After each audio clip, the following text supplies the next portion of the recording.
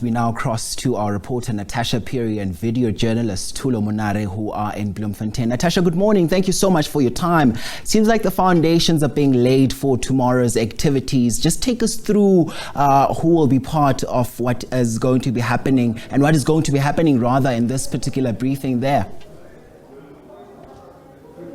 Well, a very good morning to you, Mkolisi, and of course to our SABC viewers. Indeed, so remember there were various report backs or feedbacks from the chairs of various committees that we actually spoke to a day before yesterday. And remember, conference had to resume to just actually conclude that part of business. We are joined by the various commissions of the outstanding committees, but joining me right now, I'm joined by David Maklobo, who is the chair of Peace and Stability. We'll just be engaging before, this briefing. Thank you so much for joining us at SABC News, Mr. Maklobo. Compliments of the new year. Compliments. So just tell SABC viewers how many commissions just need to report back to members of the media. This morning, we should be able to take the outstanding commission. There are 7 in total. Because the business of conference, we overran it, and we couldn't be in a position to come back and report to the media. We will have Peace and Stability as one of the commission that will report here. International relations will look at those issues, arts and culture, science and technology, education, and we'll also be looking at communication, battle of ideas. We'll also look at the issues that are relevant to the economy. Because at the center of the work, we need to get the economy of this country to work so that our people can get back to work, we can stabilize the socio-economic challenges we face.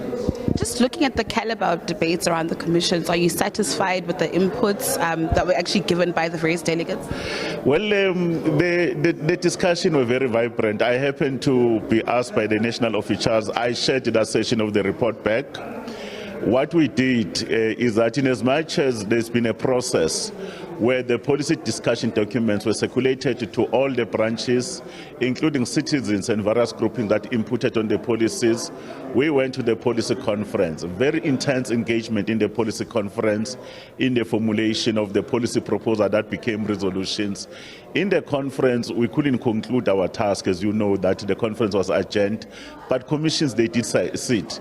And there were not substantial changes that were being made in those commissions because most of the work had already been done in the policy conference. When we went on the reconvening of the conference here, we were able then to engage with all the delegates in various provinces where they were engaged into.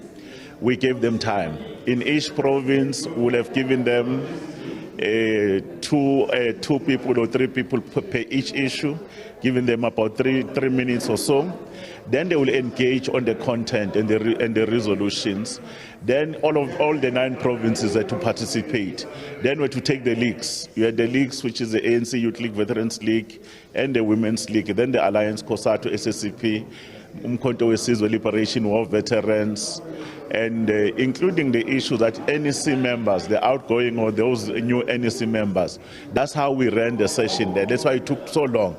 It was very intense, deliberate. Ultimately, at a particular point, we had to ask them whether they agree. There were a number of amendments that were made on what the commissions had actually proposed, and we are very satisfied on the package. Then the NEC is mandated now not to change the resolution.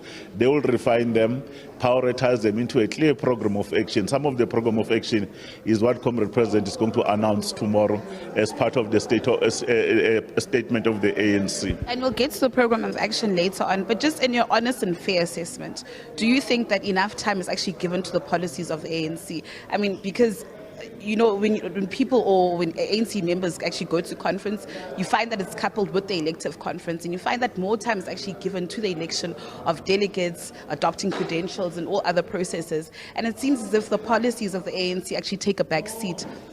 Do you think that just going forward, in your honest and fair assessment, perhaps that the ANC should separate the elective conference and, probably adopting policies or debating about policies of the party? In this case, it was different from what normally happens. There is always a temptation where there's an inclination about conference, electing leadership, disruption where people are being called out, they are loping. But for the first time, that this conference, because it was urgent, when we I was chairing the session of that discussion of the discussion and the adoption and presentation of the commission. For the first time, all delegates, more than the 3,500 that Comrade Mbalula as our Secretary General, when he did the roll call that were there, they were all seated. There was no other issue that can disrupt us that was on the table.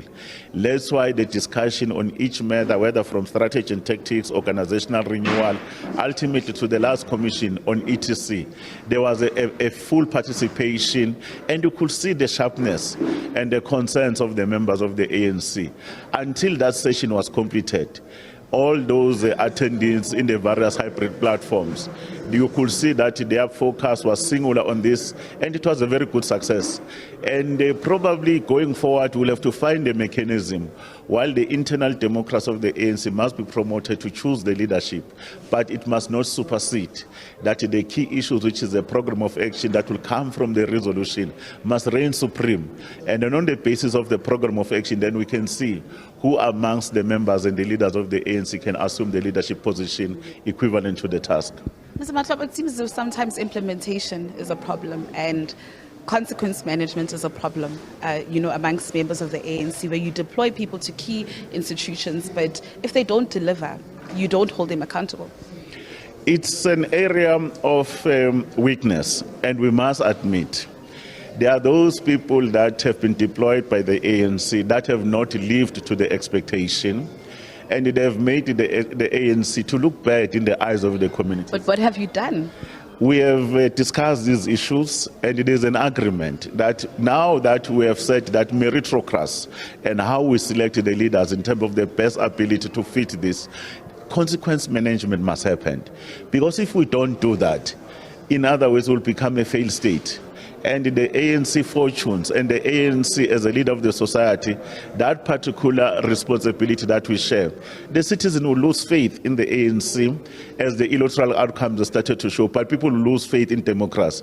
We fully agree that the delegates are clear.